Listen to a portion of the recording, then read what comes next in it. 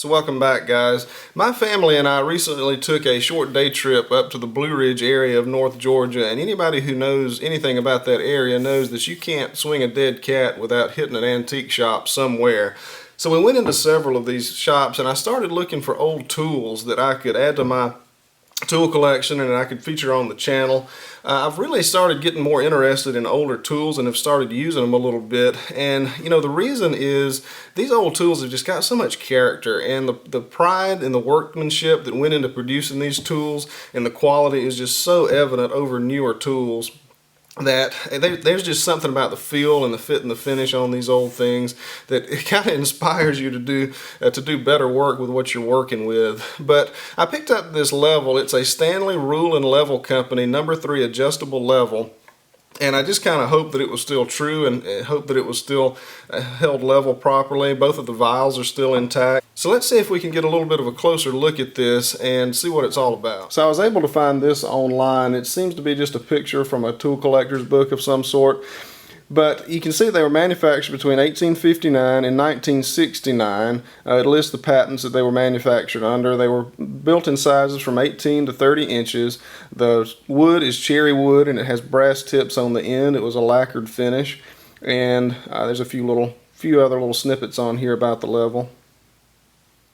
So if we look at the main brass top plate on this level, you'll see it's still in pretty good shape. It's got some engravings on it, and it says Stanley Rule and Level Company, New Britain, Connecticut, USA, and it's got two patent dates on the top. The first patent date is going to be June the 2nd, 1891, and the second one is going to be June the 23rd, 1896. Now there's fairly limited information about these levels online.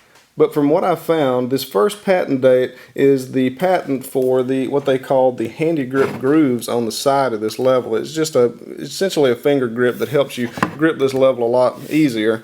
And the second one, the patent date of June the 23rd, 1896, is going to be for these graduated glass vials. Now I'm not sure what the difference in a glass vial and a graduated glass vial is. My assumption is that the graduated ones feature these lines so you can get a better idea of how level or how off level your workpiece is. So the writing is so tiny here it's kind of difficult to see, but if you can make it out, the top of it says ADJ for adjustable and the bottom says screw. So up under there's an adjustment screw for that glass vial. The patent date is going to be February the 18th of 1890. You can also see a similar tab on the plumb level portion of the level. So let's go ahead and pull this tab and see exactly what we've got up under here. Ow, ooh, that hurt.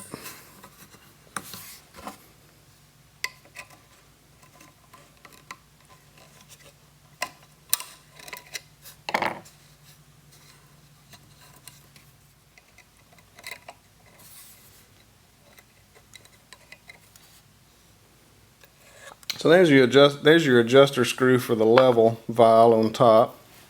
It's got a little bit of rust on it, but it seems to be in pretty fair shape. Let's see if it still works.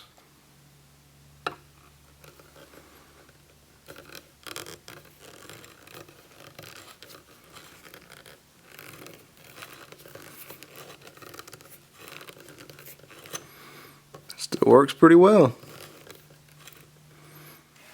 So this is the corresponding tab for the plumb level. I'm not going to use my fingernail this time because that hurt. There we go. It's a lot easier.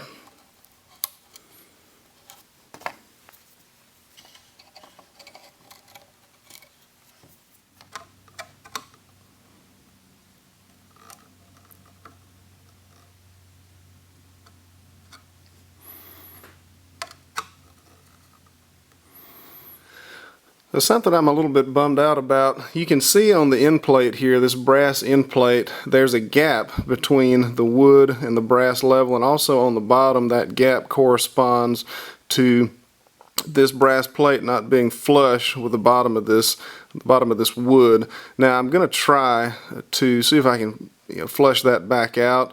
I'm just really not sure how well it's going to work, but we're going to give it a try.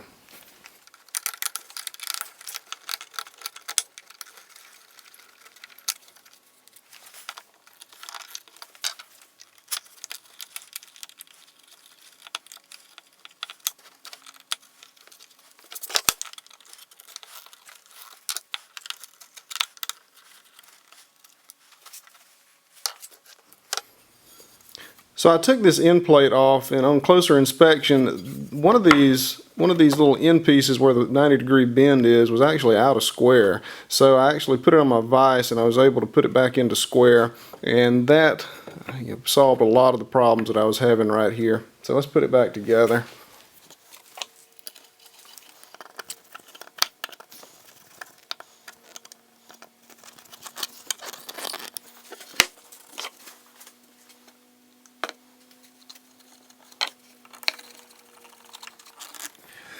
So of course the most important thing we can do here is make sure that this adjustable level is running true. So what I've done, and this is the best way I could think to do this, I leveled out a newer production level here on the bottom, and then I just set the old level on top, and we're just going to adjust it until the bubble is where it's supposed to be. And it's really not that far off, but you know, it needs to be right, of course.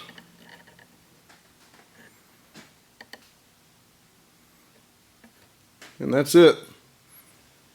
That's as good as it gets.